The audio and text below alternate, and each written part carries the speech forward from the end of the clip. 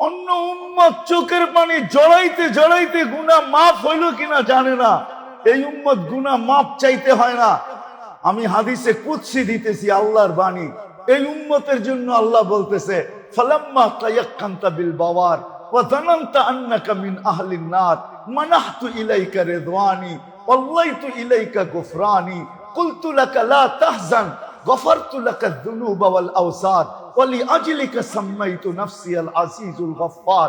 এই সমাজের কোন মানুষ, কোন মুসলমান, যুবক হোক, নারী হোক, বৃদ্ধ হোক, যে কেউ হোক, গুনাহ করতে করতে কোন পর্বে যদি দিলে ধাক্কা আসে, যোগ বিয়োগ যদি না মিলে, এক পর্বে যদি সে দিলের থেকে চিৎকার দিয়া বলে, হায় আমি বুঝি জাহান্নামী, এই আওয়াজ বাহির হইতে দেরি, আল্লাহ বলে মানাহতু ইলাইকা রিদওয়ানি, আমি তোকে রেজার চাদর দিয়া ডাকতে দেরি করি না, মাগফিরাতে ডুবাইতে দেরি করি না, ছুটা আইসা তোর পিঠে হাত লাগাইতে দেরি করি না, আর এই কথা চিৎকার দিয়া বলতে দেরি করি না, লা তাহজান, চিন্তার কোনো কারণ নাই, গফারতু লাকা যুনুবা ওয়াল আওসার, তোর সমস্ত গুনাহ খাতাকে মাফ করে দিলাম, তোর জন্যই তো আমি আজিজুল গফফার, তোর জন্যই তো আমি আজিজুল গফফার।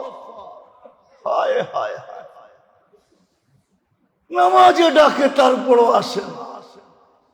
এই জন্যই তো মনে হয় আব্দুল কাদের জিলানী রহমতুল্লাহ আলাইহি লিখতে বাধ্য হয়েছেন। মনীষীরা এই জন্যই মনে হয় লেখছেন যে ওর চেয়ে বড় অহংকারী কেউ নাই, কাফেরও ওর চেয়ে বড় অহংকারী না, মুশরিকও ওর চেয়ে বড় অহংকারী না, ওর চেয়ে বড় অহংকারী কেউ নাই, ওর চেয়ে বড় নিমক হারাম কেউ নাই, ওর চেয়ে বড় অকৃতজ্ঞ কেউ নাই, ওর চেয়ে বড় কপাল পোড়া কেউ নাই, ওর চেয়ে বড় হতভাগা কেউ নাই, ওর চেয়ে বড় নিকৃষ্ট কেউ নাই। আজানের আওয়াজ শুনলো, নামাজের দিকে দৌড়ায় আসলো। অথচ যেই রসুল আয়েশা সেজদা দিয়া মেসেজ দিছেন, উম্মত আমি সেজদা করতেছি না, মেসেজ দিতেছি নামাজ নামাজ নামাজ নামাজ, 50 কে 5 বানায় দিছে। কত কত কত? তো মুসা আলাইহিস সালাতু ওয়াস সালাম বলছে কয়টা বাকি রাখছে, এখন কয় ওয়াক্ত? 5 ওয়াক্ত। তো আমি 2 ওয়াক্ত পড়াইতে পারি না উম্মতকে, তুমি আপনি 5 ওয়াক্ত কি করে পড়াবেন? জান্নাত কমায় নিয়ে আসেন। কিন্তু 9 বার যাওয়ার লজ্জা আল্লাহর রসুলের চেহারায় ভাইসা উঠছে, আর বলতেছে আমার লজ্জা লাগতেছে, 9 বার গেলাম, আবার যাইতো চাই কি কইরা, কিন্তু ভিতরে ব্যথা ছিল, ব্যথা। হয় আমার উম্মত যদি না পড়ে, এত অভিজ্ঞ মানুষ, উনি তো উম্মতের উপরে পরীক্ষা করে আসছে, আমি তো এখন পর্যন্ত জমিনেই যাই নাই, আমি তো আকাশেই আছি, আমি তো পরীক্ষাই করি নাই, 5 ওয়াক্ত নিয়ে গেলাম, উম্মত যদি না পড়লো তাইলে আল্লাহকে মুখ দেখাবো তো দেখাবো কি কইরা? আরে শ্যামগঞ্জের মানুষ আর নেত্রকোনার মানুষ বা ময়মনসিংহের মানুষ, হায় হায় হায়, আমার মন বলে মন, আল্লাহর রসুলের ব্যথা যখন দিলের ভিতরে ছিল, আল্লাহ মনে হয় কানে কানে বলে দিছেন, বন্ধু নিয়ে যান, চিন্তা করেন না, আমি ডাইকা ডাইকা পড়ায়া নিব, আমি ডাইকা ডাইকা, এই জন্য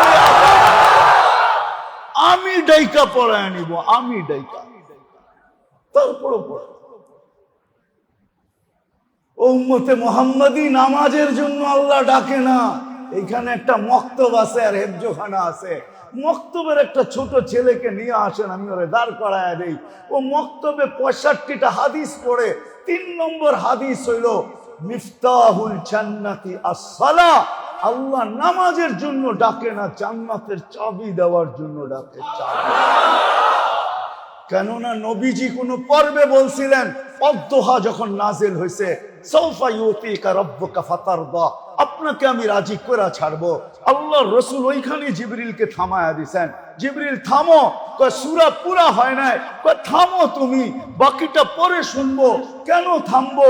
বলে আমি আল্লাহকে কিছু বলতে চাই, আল্লাহ তো বলতেছে আমাকে রাজি করে ছাড়বে, আমিও আল্লাহকে শুনায়া দিতে চাই, লান আরদা হাত্তা ইয়াকুনা ওয়াহিদ উম্মতি ফিন নার, আমার একজন উম্মত জাহান্নামে থাকা পর্যন্ত আমি আল্লাহর উপরে রাজি হব না। আল্লাহ মনে হয় বন্ধুকে রাজি করার জন্য ডাইকা ডাইকা জান্নাতের চাবি দিতেছে। কপাল পোড়া উম্মত আমরা, না নবী চিনলাম না রসুল চিনলাম। আমি হারায় যাব বলছি না, অনেক লম্বা চলে যাবে যদি আমি শানে রসুল বলতে যাই। শানে রসুল বলার উদ্দেশ্য না আমার, একটু নবীর পরিচয় নিয়ে আসা দরকার ছিল।